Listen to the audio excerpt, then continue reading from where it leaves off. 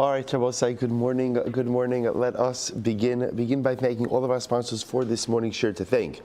Our Talmud Torah sponsors for the month of Tammuz, Haba Alinu Latova, Daniel and Batsheva Pava of Hashmonaim Eretz Yisrael for dedicating all of Shimon Roshos in commemoration of their father, Rabbi Shlomo ben Yehuda Aryeh of Philadelphia, on the occasion of his first yahrzeit. Rabbi Shlomo was a child survivor of Auschwitz, a Talmud Mufak of Rabbi Michal ber Reismandel. He left 90 plus descendants who are Yirei Shemai. May his neshama have an aliyah. And of course, we dedicate our learning in the schus of the return of our hostages, B'Shalom and B'Karov, and the success of our soldiers, B'chol Masei Demo. Thank you so much. I forgot about that. Thank you. With that, let us begin. So a lot to do today. Baruch Hashem, some really incredible Gemara ahead of us. Today's daf is Chav Beis. Apologize for my voice, a little bit of congestion. All is good. I think some allergies. So we are picking up. So today's Chav Beis 22. We are picking up. Thank you, Steve. We are picking up in Meretz Hashem on Chav Aleph from base 21b. Tanoihi, which is 2, 4, 6, 8, 10, 12, 14 lines up from the bottom. So remember again, we left off in the middle of what is really a fascinating machlokes, really about competition. And halacha l'maisa, how much is competition allowed versus at what point in time is competition curtailed? Now, the truth is, this, as one could imagine, halachically is a very involved situation and requires, again, a lot of in-depth. So there's a lot of halacha l'maisa that we're not necessarily going to get into today. But again, just to kind of frame the issue a little bit. So the Gemara says, Tanaihi, listen to this,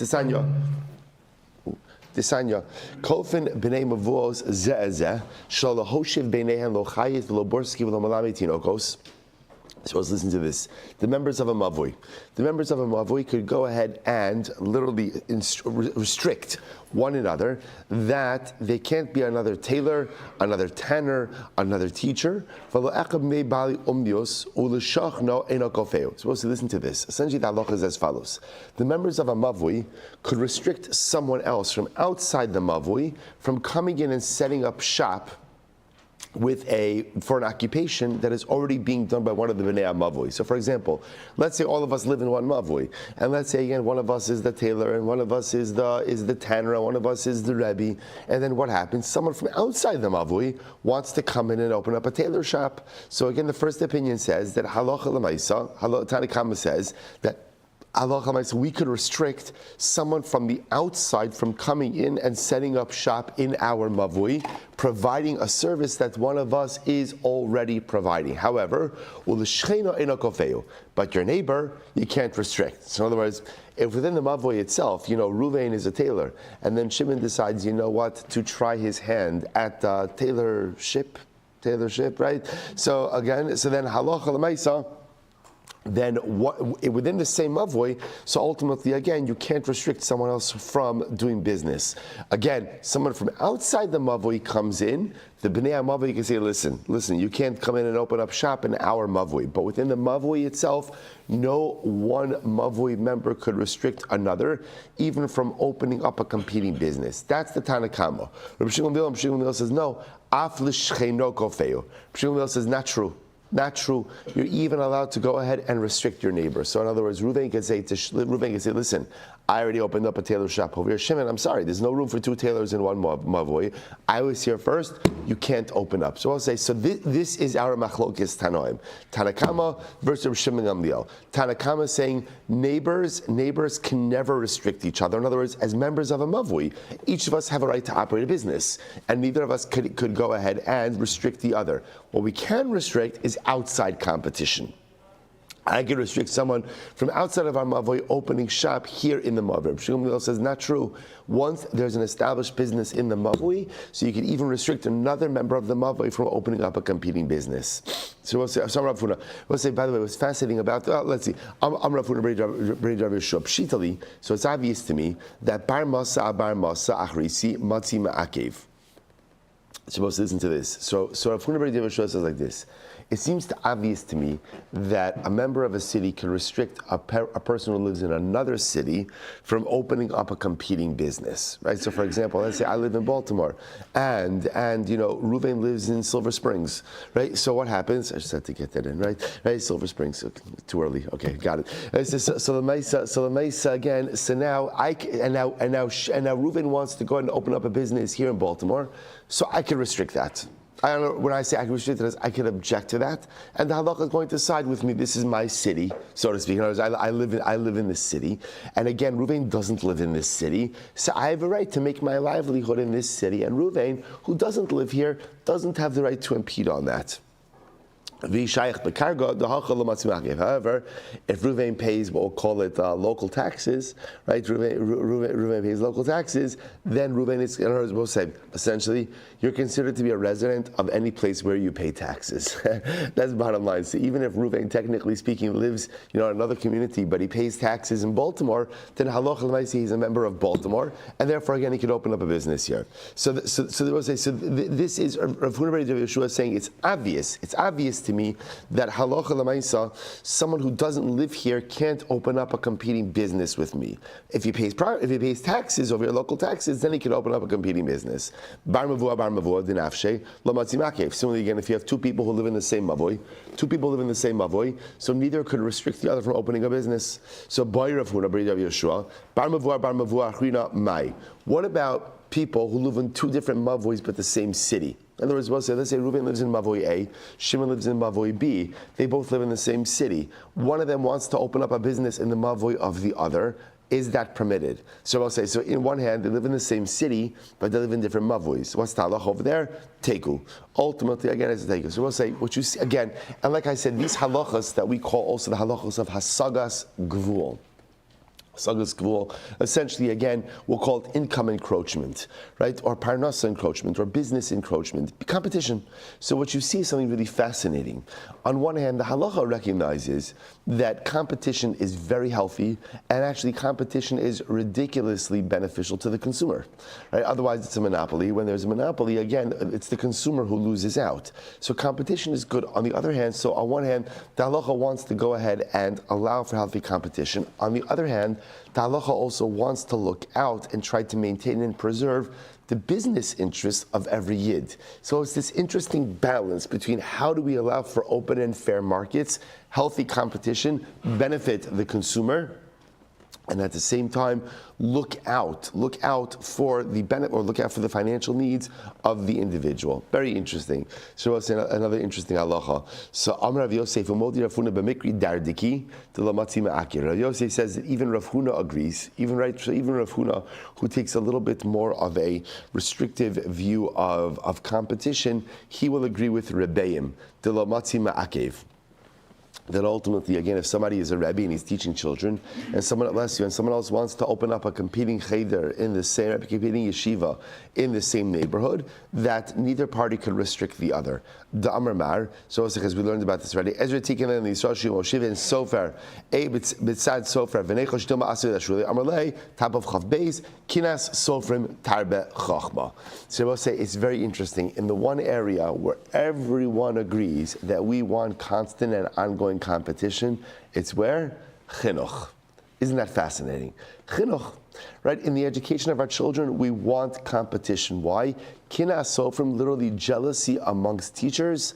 Tarbe chachma will increase or will amplify, will cause the proliferation of wisdom. Again, I will say, competition is good. Competition makes people better. Competition makes people think, how could I deliver a superior service or a better product to the end user? And who benefits from that? The end user. The end user. This is competition. This is capitalism. This is good. This is what makes, again, I will say, the benefit is always the end user. So it's interesting that even those who go ahead and maybe have a little bit more of a restrictive view in the realm of competition by business will agree when it comes to education, no restrictions. Fascinating, right?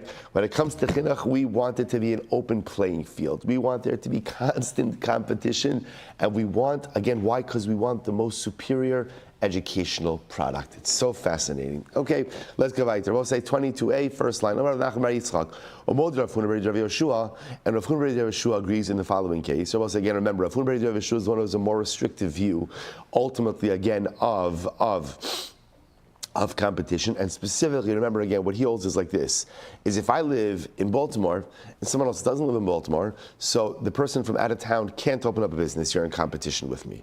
That's Rav Huna's primary premise. Again, not that I have a monopoly here, but Lamaisa, there should be first opportunity to make parnasa in a city by people who live here. People who are coming from out of town, again, should not have first dibs on parnasa. So listen to this, but even Rav Huna bar Yoshua agrees in the following case, Baruch lina machzirin ba'ayaros.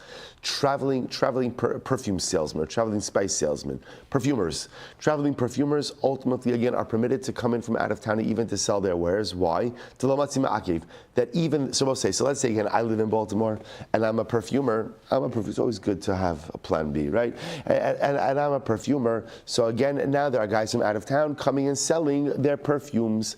I can't stop them. Why not? This is incredible. Ezra tikin and Yisrael shirochlin machzirin ba'ayaros. Ezra was mitakin that perfumers would travel around, right, hacking their wares. Kedei sheyehe tachshitin mitzuyin libnos Yisrael.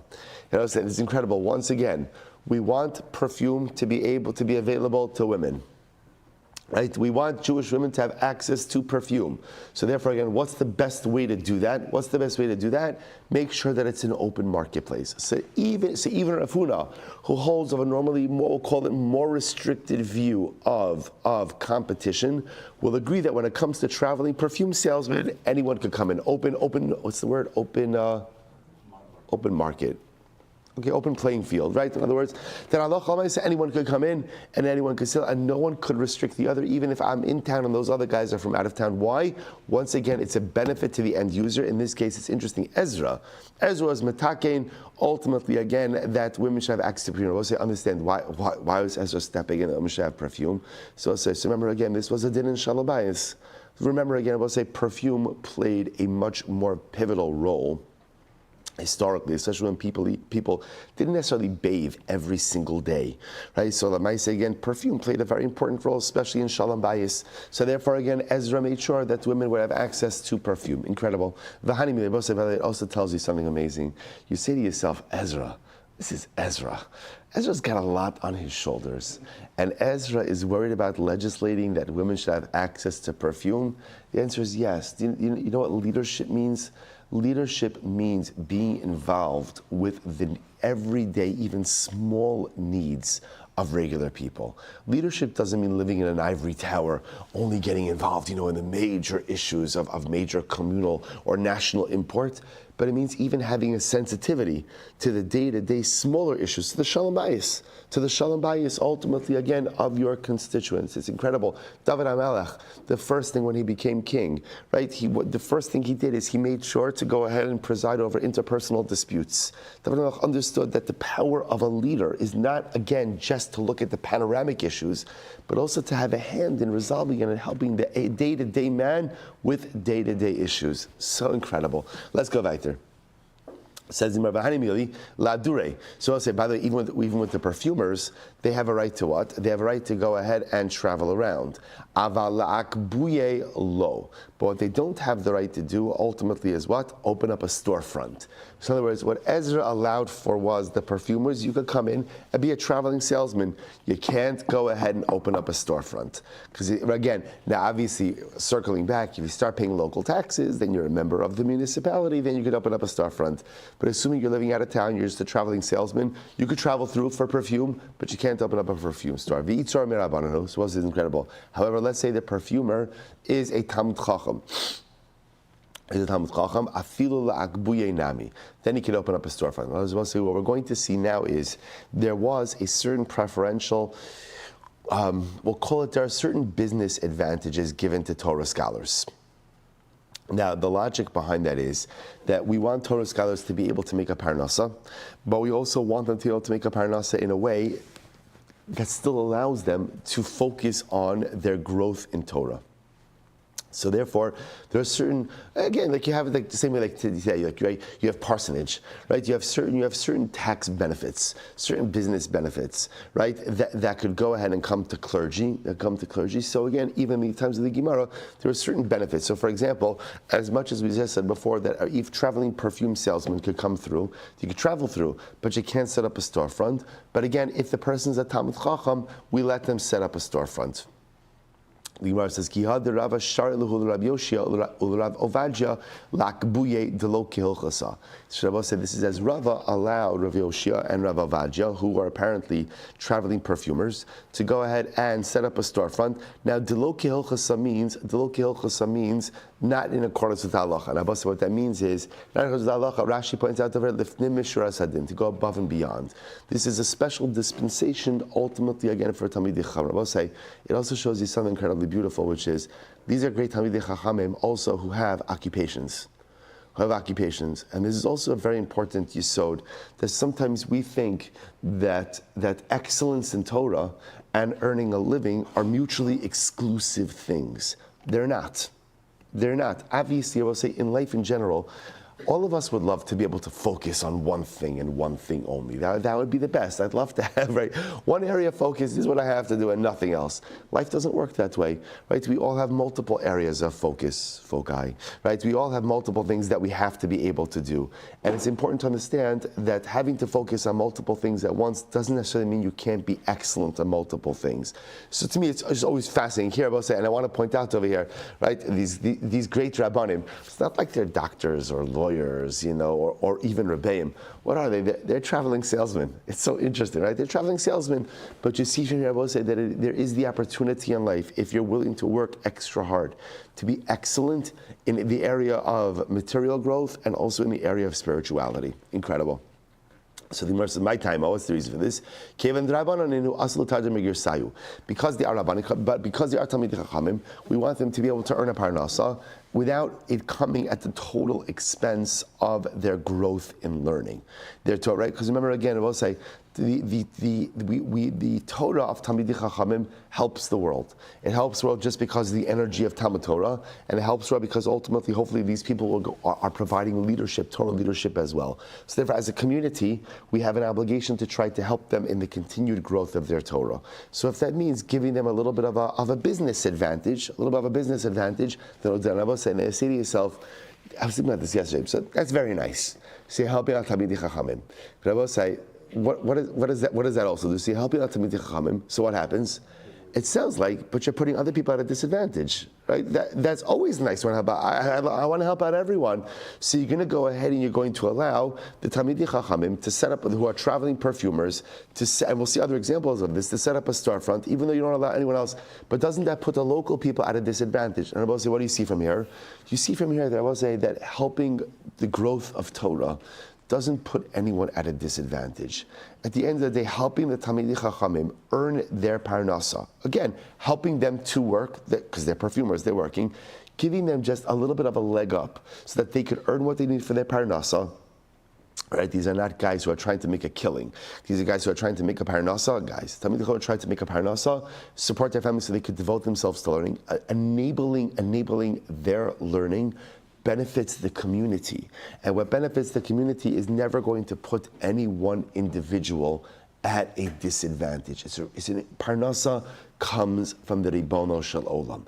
So therefore, again, if we see that Talmidei Chachamim are coming to town, they need to sell their wares because they need to make a parnasa so they can devote themselves to learning. Because their learning ultimately, again, is going to help themselves, help the community. And as a community, we help them make their parnasa so they could devote themselves to their learning.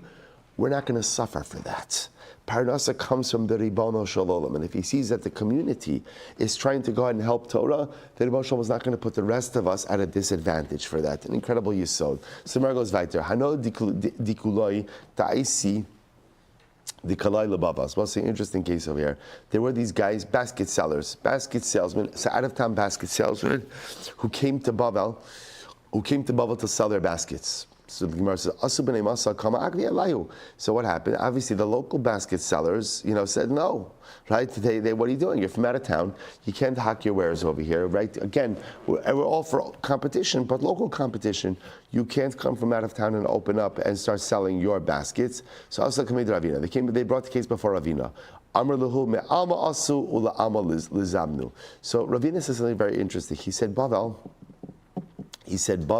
Rashi points out over here, La'alma Lisbon, Yomi Shuka Haba, the Harbe Ban Mimakom Acher, Liknos Min Ashok, Lefichach, Ein B'nei Ha'ir Ma'akvin, Akam Ala Mokrim. So this is very interesting. So apparently these guys showed up on the market day.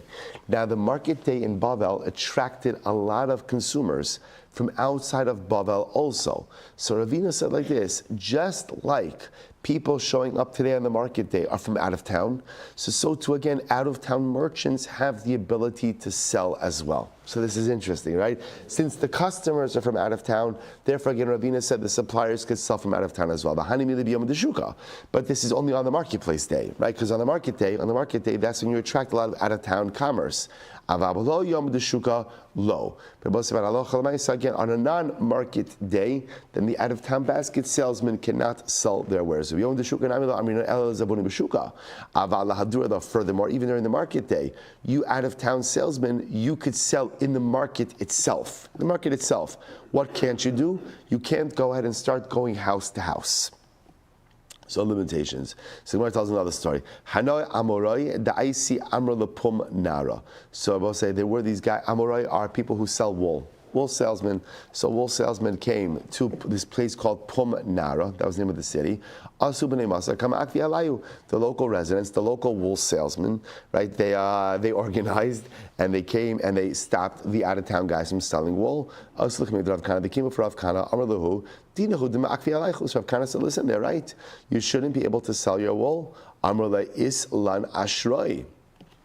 This is interesting. So the out of town guy said like this. We have outstanding debts in this community. In other words, I will say, so just understand, in Pum Nara, they had previously sold wool to people in Pum Nara. People in Pum Nara owed them money. So the out-of-town merchants were here to collect their debts. So they said, so essentially what they said is like this. They said, we're here to collect our debts. We need to make some money while we're here, otherwise, again, we're gonna lose. So all we're looking to do is just go ahead and sell wool while we're here collecting our debts. We're not looking to do anything else. So therefore, again, he paskind. So we'll say, he paskind.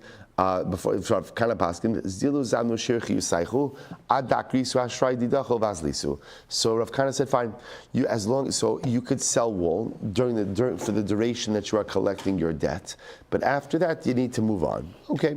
Rav Dimi Narda Aisu Grogos. Both said this is an incredible case. Rav Dimi Narda, incredible story.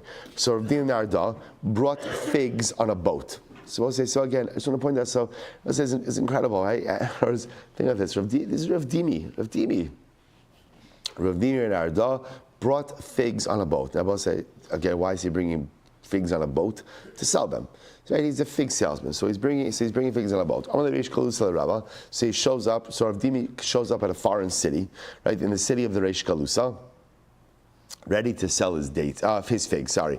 So the Reish Kalusa said to Rava, Puk chazi, itzur mirabananu, nakit leishuga. So the Reish Kalusa said to Rava, do me a favor, go out.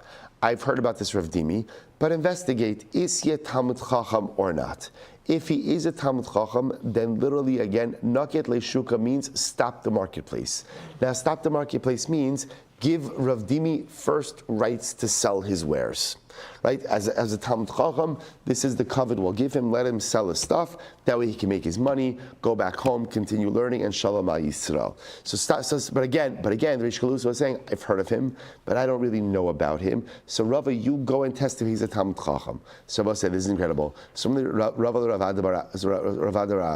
apparently Rava didn't have the opportunity to do this. So Rava said it to his own Talmud, said to his students, Puk toile bekan kanei. Literally again, go and smell his keg, right? His barrel. Now we'll say, what does that mean? If you had wine and you had a barrel, what would you do when you open up the lid? So you open up a bottle of wine, right? It's very pleasant to go ahead and smell the bottle or to smell the cork. So that's an expression. The expression is, most of the you could use this, right? Go and smell the barrel. Go and smell the barrel is an expression that says, go find out what kind of person this is, right? You could tell a lot about a wine just by opening the bottle and smelling it. You could smell it. You could smell if it turned, right? You could smell if it, right? You could smell the bouquet. You could smell so many different things. So it's interesting. So just the names over here are very important, right? So Rav Dimi is the person coming on the boat with the figs.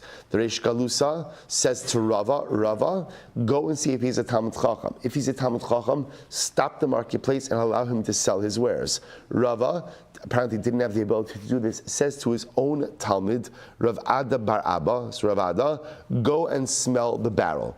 Go and see if he's a Talmid Chacham. Fine. So now, Nafak Gazal, so what happens? So Rav Ada bar Abba comes to Rav Dimi. Shalom Aleichem. He says, Baminei. This is interesting.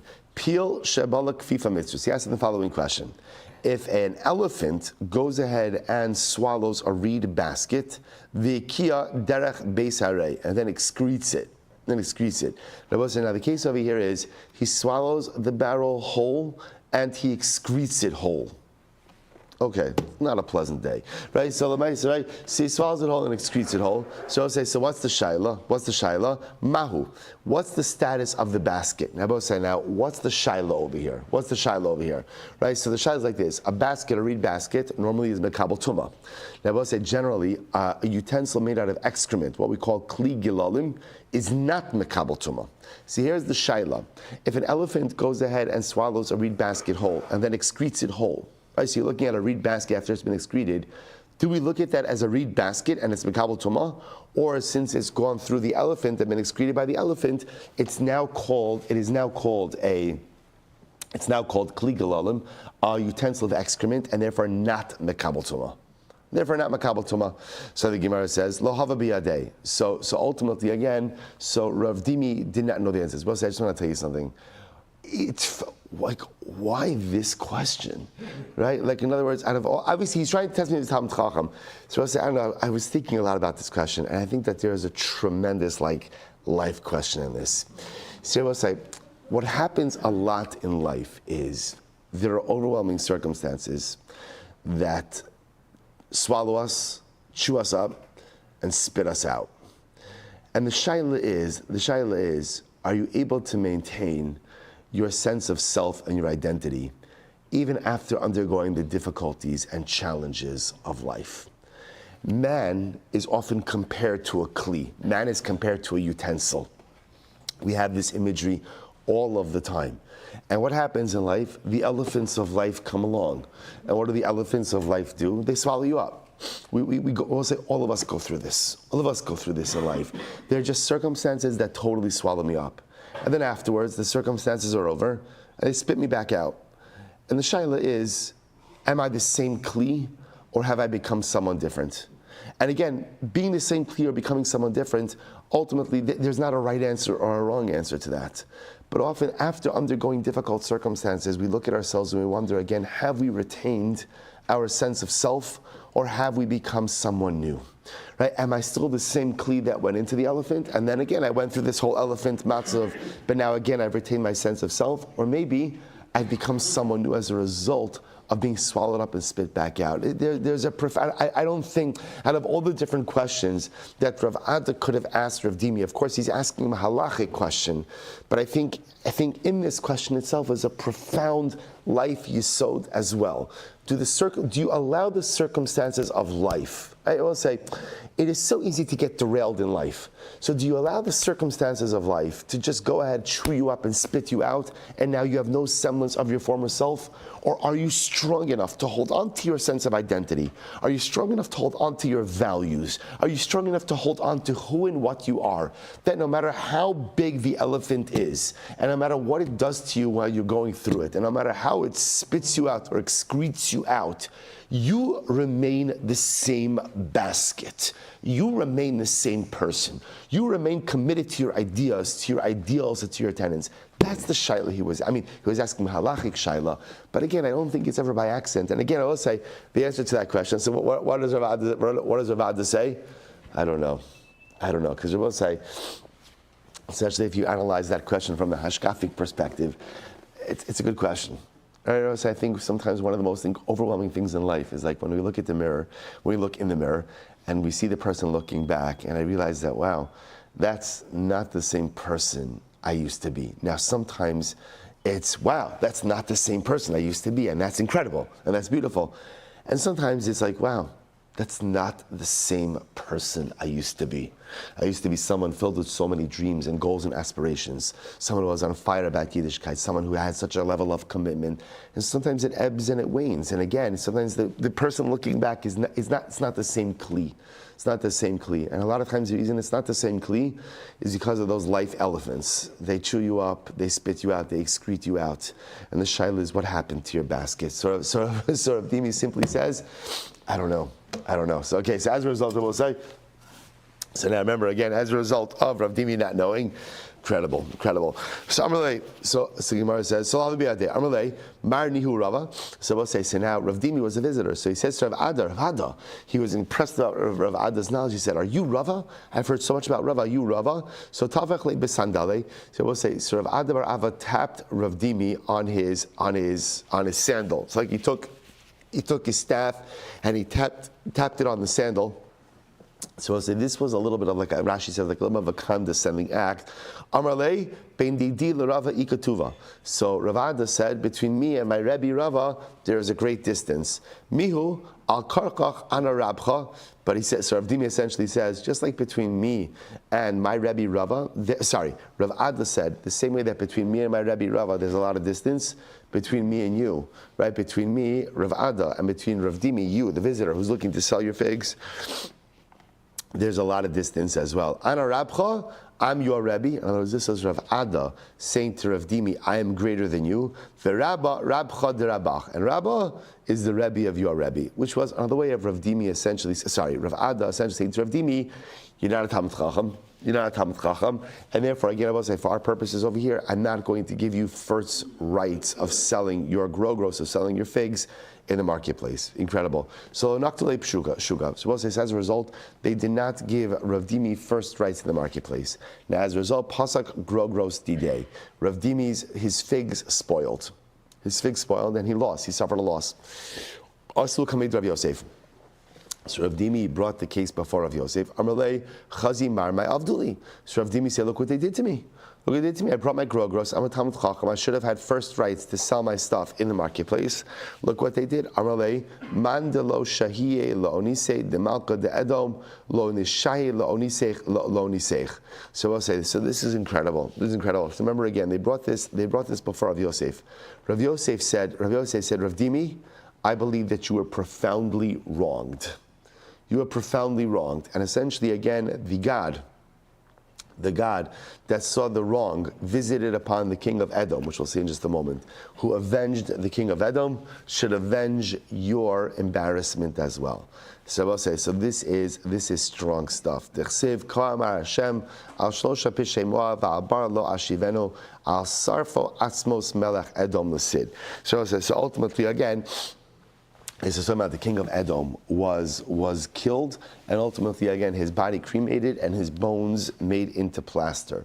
HaKadosh Baruch Hu says, I'm going to avenge the wrong done to the king of Edom. Now, this was the king of Edom.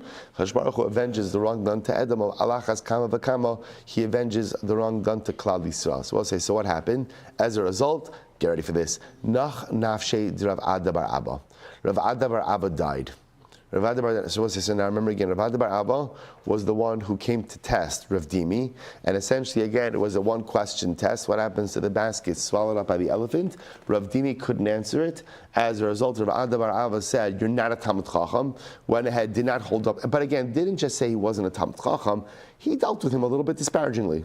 So I'll say, as a result of the embarrassment that Rav Ada bar Abba visited upon Rav Dimi, Rav Ada bar Abba died. Rav Ada bar Abba died. Incredible. Now this is incredible. So now, after this happened, this obviously was very traumatic. So we'll say this is incredible. The following discussion is incredible. The following discussion is a discussion amongst the Rabbanim who is responsible for the death of Rav Ada bar Abba. Rav Yosef Amar Ana Anishtei the Ana Latayse. So Rav Yosef said, I'm responsible because I'm the one who cursed them. Right? Rav Yosef says, I'm the one who gave the psak halacha that said he who went ahead and embarrassed Rav Dimi ultimately again is going to get punished like the ones who humiliated the king of Edom. Rav Dimi Menarada Amar Ana Anishtei the Avsid Grogros Didi. Rav Dimi said no. Now Rav Dimi was the victim. Rav Dimi said it was my fault. It was my fault because the truth is I brought the din Torah. I should have just left it alone. Right? So again, I'm a visitor here. Rav Ada bar Ava is a local Talmid Chacham, the student of Rava. I should have just left it alone. Abaye said, Abaye Amra Ana Anishte, the Amrul Rabbanan, Adigmarisu Garme Beabaye Su Achlu Bisra Shmena Be Rava. So Abaye said, I'm responsible because I used to say to the Rabbanim, instead of going ahead and eating a bone at the house of Abaye, let me come along, right? Go ahead and eat good meat at the house of Rava. I would continue to send Talmidim ultimately again to Rava. Okay, Rava Amar Rava says, first of all, Girashi,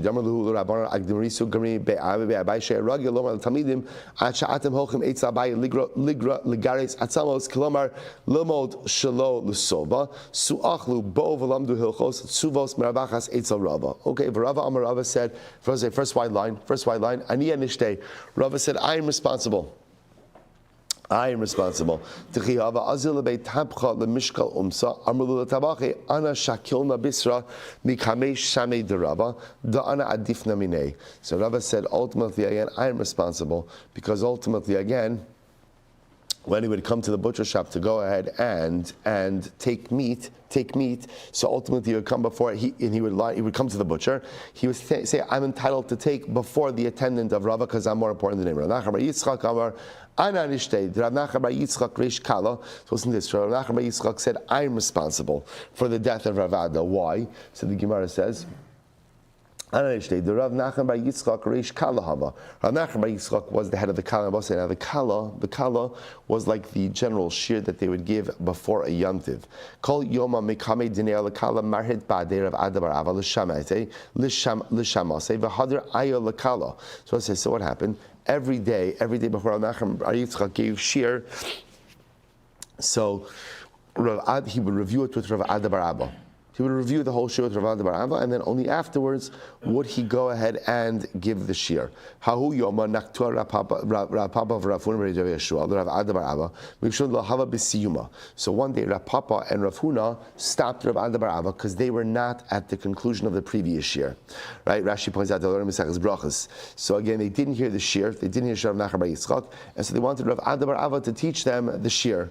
So Amrulei Ema lan hani shmaisesa demaiser behema. Go ahead and tell us the conclusion of the shir of Meiser Behema. Heichi Amrinu, Seichi Amrinu Rava, Amar Lahu Hachi Amar Rava, Hachi V'Hachi Amar Rava. So Rava said, Adahachi Nagale, Rav Nachman bar Yitzchak v'lo asir Rav Ada bar Ava. So I say, Amar Lei Rav Nachman bar Yitzchak kum diganalan. So I said at a certain point in time, so remember again, so they sit around Nachman bar Yitzchak, it's time to give shir. So just to clarify. Nachman bar Yitzchak would go ahead and review the shir before he gave it over with Rav Ada bar Ava. One day Rav Ada bar Ava got sidetracked and he was going ahead and teaching a previous shir to some of the other Talmidim. So they said to Rav Nachman bar Yitzchak, it's time to give shir. You have to give shir already, it's getting late. So the Gemara says, Amar lehu yasvina v'kamintra la'arisei Rav Ada bar Ava. So Nachman bar Yitzchak said, if Rav Ada bar Ava is not here, something must have happened to him. Let's wait for his funeral beer to get here. Now, Rav Nachman bar Yitzchak was simply making a statement that it's so strange that Rav Ada bar Ava is not here. He must have died. Now, he was just saying he must have died almost like as an expression. Right? Like, what happened to you? You know, he must have died. So I'll say, so what happened? So the Gemara says, Adahachi nafik kala dinach nafshed Rav Ada bar Ava. So ultimately, so sure enough, right after this, so the word came out that Rav Ada bar Ava had indeed passed away. So I'll say, Umistabra Rav Nachman bar Yitzchak anshe. And I'll say, it would appear that Rav Nachman bar Yitzchak is really the one who was responsible for the death of Rav Ada bar Ava. So I'll say, what's going on over here? And I'll say, now ultimately, again, so what you see over here is a great Talmid Chacham died, a tragedy occurred. And what's fascinating about this machlok is all of these other Rabbanim trying to figure out who bears responsibility. So I will say it is such an incredible and tremendous yisod, because so often what we see, especially from contemporary leadership, is deflection of responsibility. So many lessons in leadership just in this one Amid. what we see, I will say, is one of the primary pieces of leadership is ultimately assumption of responsibility. When something terrible happens on the leader's watch, the leader is responsible. Rav Ada bar Ava died, and apparently he died suddenly, and he died unexpectedly. So I will say, so there's a conversation amongst the rabbinic leadership who bears responsibility for that. And it's incredible. Each one of these great rabbanim saying, it was me, it was me, it was me. So the Gemara says at the end of the day, Mistabra, Rav Nachman bar Yitzchak Anshe. That it's Rav Nachman bar Yitzchak ultimately who is responsible. Now, why is Rav Nachman bar Yitzchak? Now, say when it says responsible, that's responsible in quotations. What does it mean that he's responsible? Ultimately, because he's the one who made the statement of Rav Ada bar Abba must have died, right? He's not here, he didn't show up, he must have died. So we've seen this many times, how the power of the word, the power of the words of Talmidei Chacham, power of words in general, but alachas kama v'kama, all the more so, the power of the words of Talmidei Chachamim is simply overwhelming. The ability of those very words, which often uttered even without intent, to create new realities. Incredible. I will say, new Mishnah. Misha haya koslo samach lakosla chavero. So I will say, listen to this. Reuven and Shimon are neighbors. So Reuven has a wall. And now Shimon has an adjoining wall. Lo yismoch lo kosel acher. So Shimon should not put up another wall next to Reuven's wall. Now we'll see the exact parameters of this case. Ela imkein hirchak mimeno arba amos. Unless, of course, Shimon goes ahead and distances his wall from Reuven's first wall at least talet amos. Okay? Like I said, we'll see the parameters of that in just a little bit. Hachalonos bein milamala bein milamata bein kinegdin arba amos. So we've seen this halacha before. Windows. Right, so again, if halacha l'maisa again, so let's say again, Reuven has a home that has windows. Shimon's building a wall. So if Shimon builds a wall, his wall has to be distanced dalet amos from the windows. Now, what does that mean? If the wall goes as high as the windows, the wall has to be dalet amos higher than the windows. If the wall goes beneath the windows, the wall has to be dalet amos lower than the windows. What's the logic? The logic is that halacha l'maisa, you don't want someone to be able to stand on the wall and be able to look into the windows themselves. Okay, says the Gemara, the Kama Hachi Samach. So we'll say, so it's interesting. It's interesting that the Gemara's Havamina over here is almost as if there was an original wall there, and the walls originally were within dalet amos of each other. Then maybe one wall fell down. Now you want to rebuild this. So how did you have it initially that you have two walls within dalet amos of each other? Amar Rav Yehuda Achikamar. Rav Yehuda says this is what it means. Say Amud Beis. Haba lismoch lo yismoch ela imkein hirchek mimeno arba amos. And I will say that the idea over here is, if Reuven has a wall, and now Shimon wants to build a new wall, that Shimon can't build his new wall in close proximity to Reuven's original wall within dalet amos. It has to be dalet amos of space. I will say second line 22b. But it doesn't sound like that. It sounds like we're talking about a case of walls that already existed, to which the Gemara says, you're right. Ella Amar Rava, rather Rava says, what's the case? This is what it means to say, Mishaya Koslo Samach Koslo Chavero. If Reuven had a wall, right, Shimon had a wall that was close to Reuven's wall, so the Gemara said, Berichok Arba Amos, but again, Baruch Hashem, the walls were built in conformance with halacha, which means that there were dalet amos in between Reuven's wall and Shimon's wall. V'nafal, and ultimately again, and Reuven's wall, or we'll call it Shimon's wall, fell down. Lo yismach lo kosel acher ela imkein herchek mimeno dalet amos. Ultimately, again, Shimon can't rebuild his wall unless he goes ahead and he places a distance of dalet amos. Therefore, we'll say the way the Gemara is framing the case is like this: Reuven and Shimon have two parallel walls. The walls are built ka'alacha. Ka'alacha, meaning with dalet amos, at least a minimum of dalet amos of space in between them. Then what happens? Shimon's wall falls down. Now Shimon wants to rebuild his wall. So what's the halacha? We'll say, what's the halacha? The halacha is that Shimon can rebuild his wall, but he must maintain a distance of dalet amos. That's the halacha in the Gemara. That's the halacha in the Mishnah. Now the Gemara says, by the way, my time, why do you need dalet amos of space in between two walls? This is very interesting. The Gemara says, the dav shadahacha ma'ale lahasam. So we'll say, take a look at Rashi. What does this mean? The dav shadahacha, literally again, the pedestrian traffic of here is beneficial to there. What does that mean? Look at Rashi. Rashi's three line down from the top. Mashadashin beregel bein shnei aksalim tamid moel l'shnei aksalim lahakshos hakarkois yisodos aksalim v'lo yimutu. So this is very interesting. constant pedestrian traffic benefits the walls. In other words, the more pedestrian traffic you have in close proximity to a wall, the more it solidifies the ground around the wall, and again, solidifies the foundation of the wall. Now here's what's interesting. So if you have two walls, if there's dalet amas of space, people will walk in that area. So because they'll walk in that area, it's a benefit to both walls. Less than dalet amas of space, people will not walk in between those two areas. And therefore, again, the walls will not be as solidified. That's why, again, when erecting a parallel wall, you must distance the second wall from the first, at least dalet amas, ensuring that people will walk back and forth between these walls, benefiting both of the walls. Incredible. Amar Rav. So Rav says, by the way, just qualification of that, Lo shana ela b'kos algina. That's only, by the way, by a wall of a garden. Rav say, because what's the chap of the wall of a garden? A wall of a garden is people are only going to walk on one side of the wall, not the other side. In other words, what we'll call the interior side, which faces the garden, people aren't going to walk there. So they're only walking on one side. So therefore, again, you want people to dafka walk there in order to solidify the wall. However, but if it's the wall of a chatzar, so we'll say what's there's in a wall of a chatzar, people will be walking on both sides of the wall in balismach somich. So this is very interesting. So I'll say, so the halacha that says that if I'm erecting a parallel wall, I have to leave at least dalet amas between the first wall and the second wall, that's only the wall of a garden, where people are only walking on one side of that wall.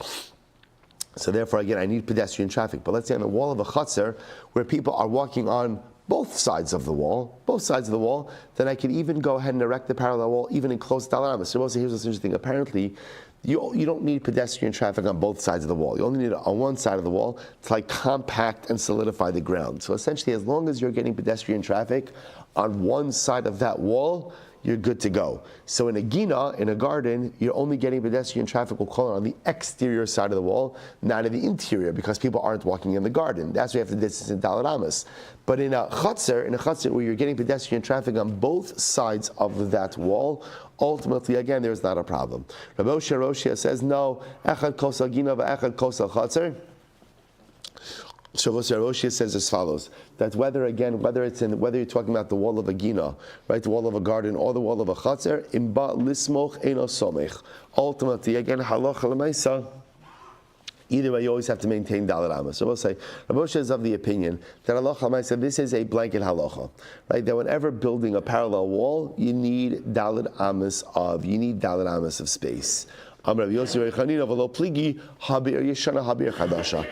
also be talking about two different situations. One could be talking about what we call an old city, and one is a new city. Meaning what? So I will say, in an old city where you've already had a lot of pedestrian traffic, okay, so the walls are solidified.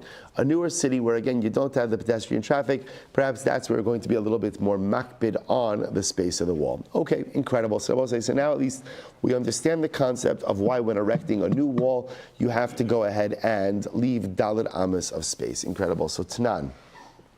So also we learn hachalonos bein milamalon bein milamaton bein mikinegdan arba amos. So let's say, remember again, now halacha l'maisa, if I'm building a wall, and let's say again my wall is next to Ruvain's house, and Ruvain has windows. So what's the halacha? So again, I have to make sure that again, if I'm building a wall as tall as his windows, I have to build it dalet amas higher. If I'm building it below his windows, dalet amas lower. And now again, the Gemara also added in bein miknegdan. Now miknegdan also sounds like what? I need to distance my wall dalet amas just from his window. So the Gemara says, "V'tani Allah." We learned about this. We explained about this. Milamalon kadesh lo yatzitz vira. So also we learned this. So again, in terms of if the wall is high, I have to make it dalet amas higher in order that I'm not able to stand on top of the wall, look into his windows. Milamatan shlo yama vira. Same idea. If it's lower, I have to make it dalet amas lower so that I can't stand on the wall and look in. The Gemara says, "Umi kenegdan shlo yafil." And I need also distance. I need distance of dalet amas opposite the windows. Why? So that again it shouldn't block out all the light, right? Again, remember, if the wall is right up against the windows, then halacha l'maisa that blocks out the light. So in order not to block out the light, I need distance of dalet amas. Taima shalo yapil. Now the reason is that I don't want to block out the light. Avamishum dov shalo. But interestingly enough, there does not seem to be any discussion regarding pedestrian traffic. To which the Gemara says, what's the case over here? beba min hatzad. We're talking about a perpendicular wall. So I'll say, so in a perpendicular wall, where really, again, the wall is only hitting what we'll call the house area in a very small part. We're not worried about pedestrian traffic for that small part of the wall. The kama, and we'll say, how large of an area are we talking about? Amar yeva chamua da'ashin bar nidbach. Literally, again, the width bar nidvach literally means, again, the amount between windows. Rashi says over here. Fine. So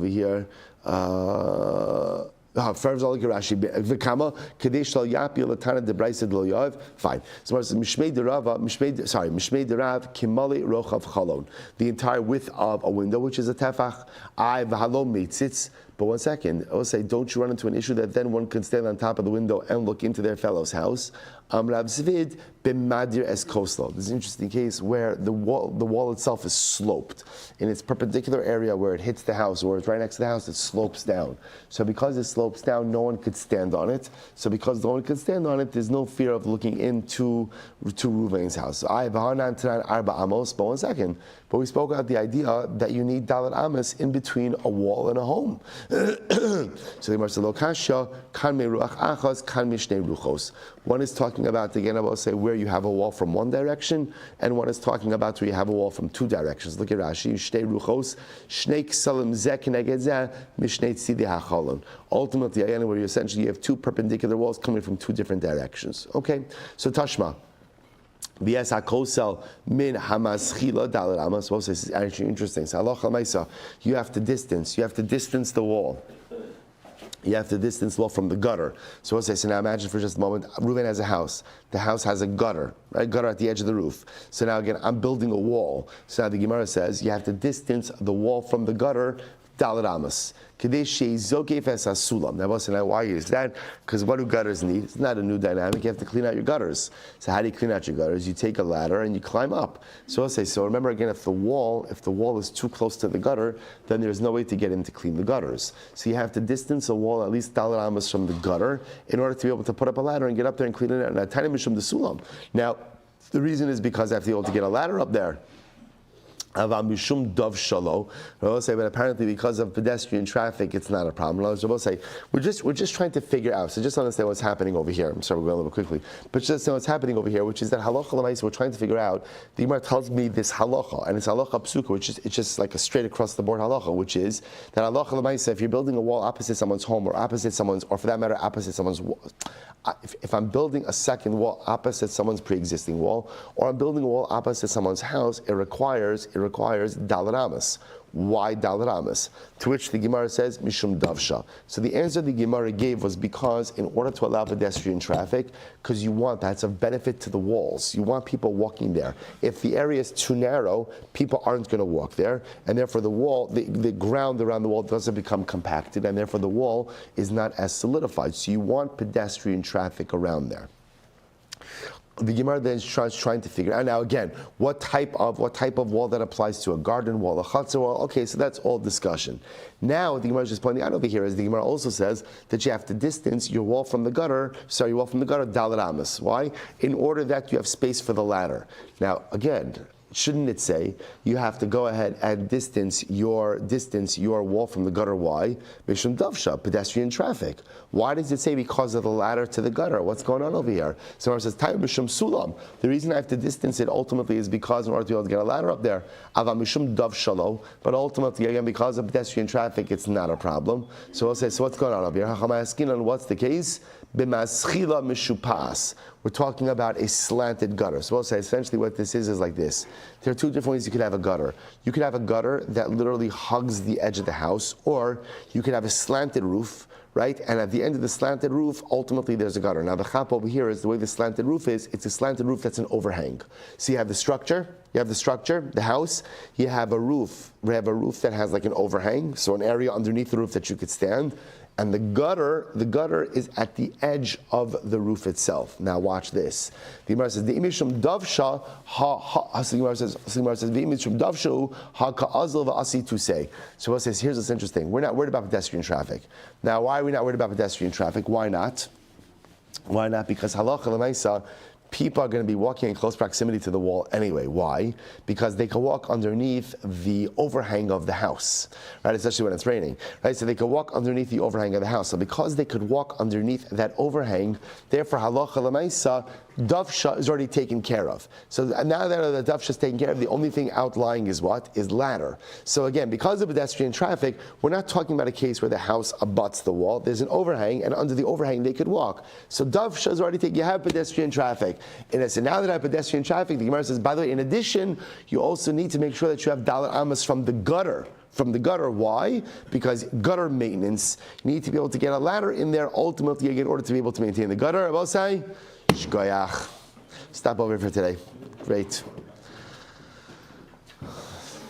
All right, have a great day, everyone.